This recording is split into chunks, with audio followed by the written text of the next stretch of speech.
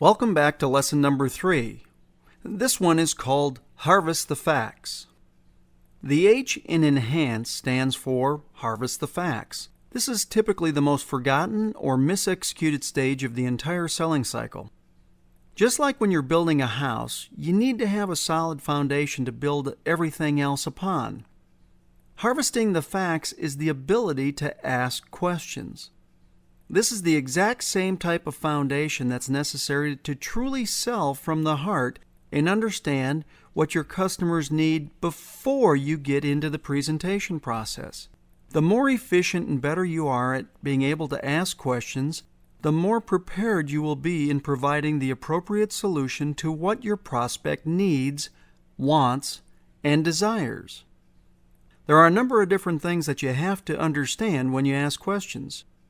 First, as you are qualifying them to find out their needs, wants, and desires, they are actually qualifying you to see if you really care about them and are the kind of person they want to deal with. The better quality answer they will give and you will receive. You want to make sure that your prospect understands that you are in fact there for them.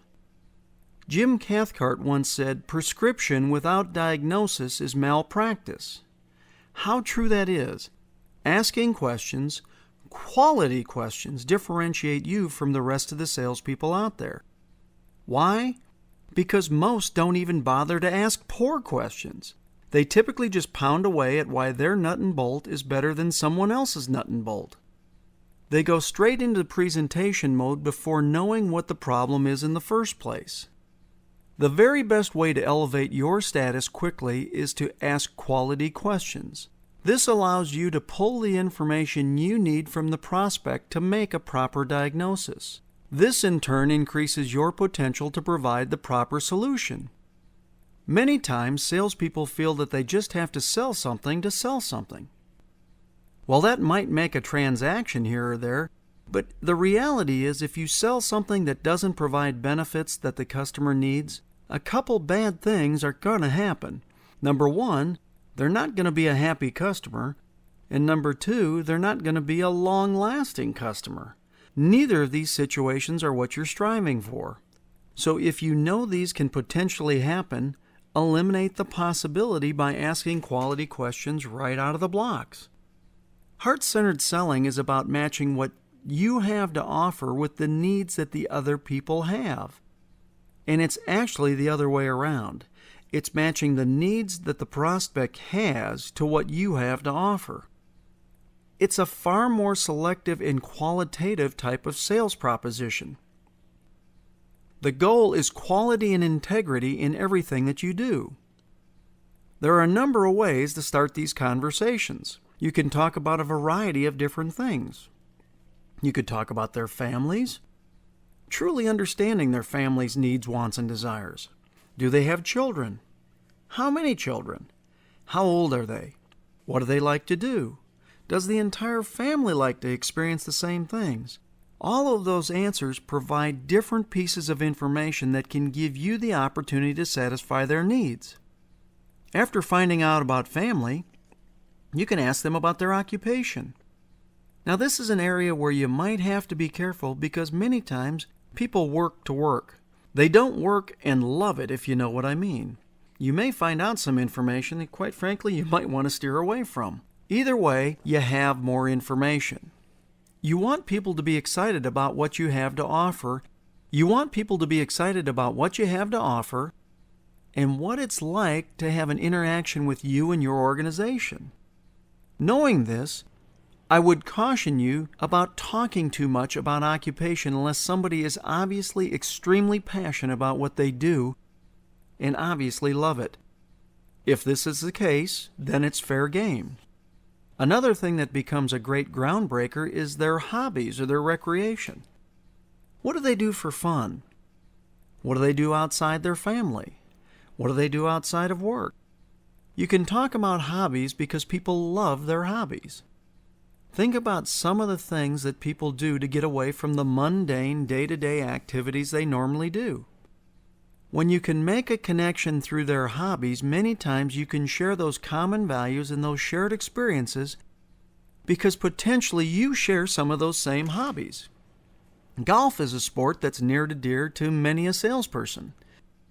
With that, here's a tip when it comes to talking golf, especially if you're a pretty good player. No matter what the handicap of the prospect is, whether they're scratch and excellent or a high handicap hack, never compare your ability or handicap with theirs. Here's why. If you're a lower handicap than they are, you sound like you're bragging, and that doesn't build rapport. And if you're a higher handicap than them, it's probably not going to win you any points. Simply agree to both love such a great and wondrous game. That way you both win. And then finally, you can ask and talk about their message that's important to them. Many times this is what they feel their purpose is for being here on this planet. What's their purpose for being on Earth? This one area gives you the ability to truly understand if and how you can match philosophies. How their world can become better by coming together. The question becomes, how can you, in fact, help them be better off at what they're doing going forward?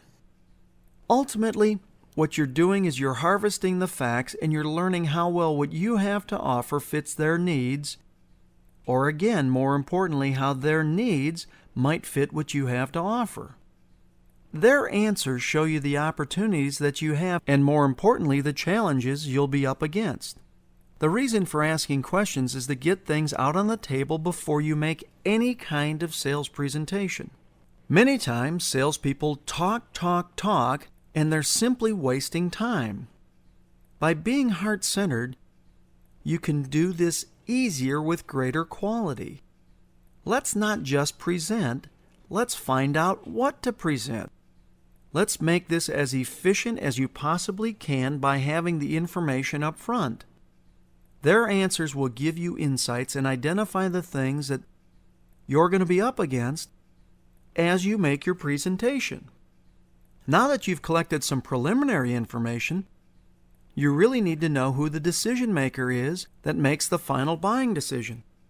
Sometimes it's as easy as asking, who makes the decision on this? It's really amazing that when you ask questions, people have a tendency of answering them.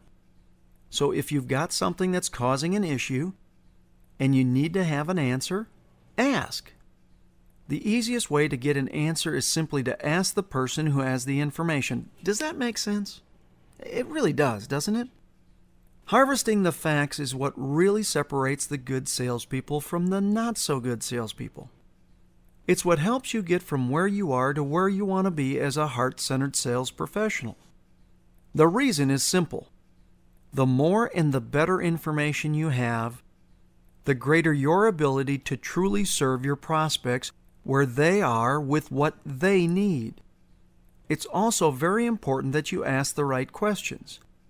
You have to know your product and you have to understand how it might fit their situation. Now, I know that's kind of common sense, but this is actually an educational experience. It's an exchange of questions.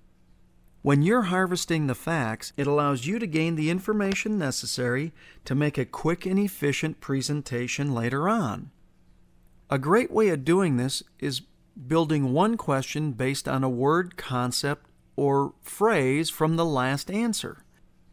As opposed to having to memorize a whole bunch of open-ended questions designed to get the information you need, this technique of building a question from the last question is easier to learn, remember, and execute consistently. Here's an example of this technique. The original question is, what got you interested in golf? Their answer might be, it seemed like a great way to enjoy some time with friends and be outdoors. Your next question coming from that could be, what's better, being with friends or being outdoors? Their answer could be, it's great being with friends. You now have your next track. What makes it so great? That's easy, getting away from the pressures of work. Is it getting away from work or more free time that's really important to you? It would be great to get away even more. What would you do? ... Do you get the point? Hopefully you get the idea and a little bit of how the technique works. In most training sessions I conduct, we spend a significant amount of time role-playing this technique, because when you can build quality questions that encourage your prospect to keep on talking, you are on the road to building a relationship, my friend. Another helpful hint just came to mind. From time to time, you may hit a wall. You get stuck and you can't think of the next thing to say. That's when it's time to pull out the out statements.